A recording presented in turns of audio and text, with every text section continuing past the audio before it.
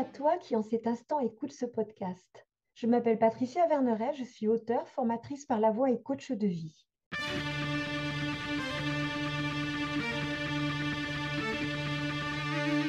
Je t'accompagne avec une pensée du jour sans aucune vérité absolue, mais des invitations. À quoi? À écouter la vie en toi qui veut s'exprimer et t'aider à passer à la suite de ton histoire. Je vous souhaite.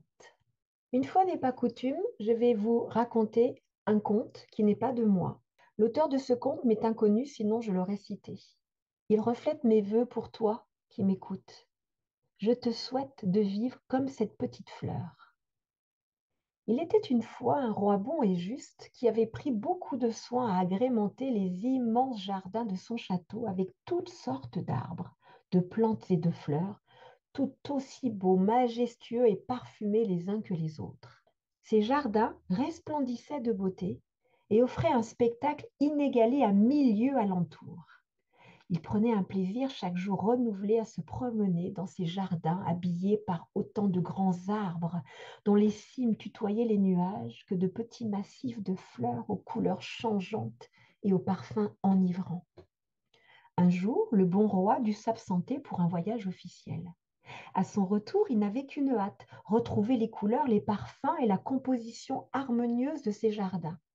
Il eut un choc en constatant que les plantes et les arbres qu'il aimait tant étaient en train de mourir et sécher. Il s'adressa au pin, autrefois majestueux et plein de vie, et lui demanda ce qui avait bien pu se passer. Le pin lui répondit avec un air triste. J'ai regardé le pommier et je me suis dit que jamais je ne serais capable de produire d'aussi beaux et bons fruits qu'il ne porte. Je me suis découragée et j'ai commencé à sécher. Le roi alla trouver le pommier qui lui aussi était sur le point de mourir. Il l'interrogea à son tour et celui-ci dit avec un air plus triste encore: en regardant la rose et en sentant son parfum enivrant, je me suis dit que jamais je ne serais aussi agréable à regarder et aussi parfumée qu'elle. C'est alors que je me suis mis à sécher. Comme la rose était elle-même en train de sécher, il alla lui parler, et elle lui avoua avec l'air le plus triste du monde: comme c'est dommage que je n'ai pas l'âge de l'immense érable sage planté au loin, comme c'est dommage que mes feuilles ne deviennent pas aussi dorées comme les siennes à l'automne. Dans ces conditions, à quoi bon vivre et faire des fleurs, aussi parfumées soient-elles? Je me suis donc mise à dépérir.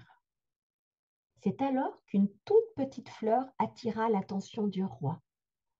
Alors qu'il l'avait à peine remarquée auparavant, elle semblait aujourd'hui capter toute la lumière et baigner les jardins de son doux parfum. Elle n'était en rien comparable aux autres végétaux desséchés du jardin.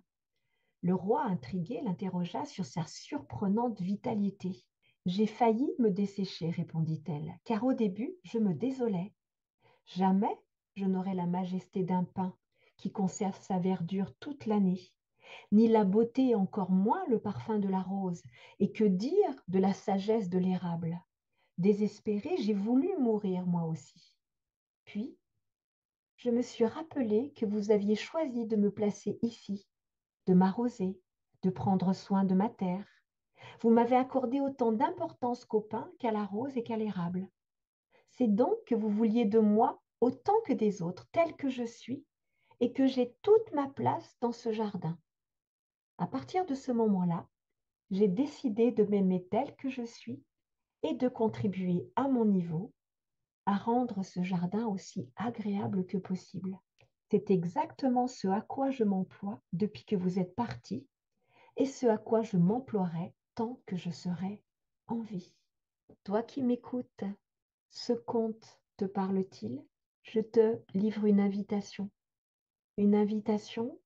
à prendre conscience de la place qui est la tienne, telle que tu es en devenir, telle que tu seras, de la couleur que tu apportes à ce monde, de l'énergie, et je t'invite à cesser la comparaison avec les autres pour consacrer toute ton énergie à sublimer la tienne.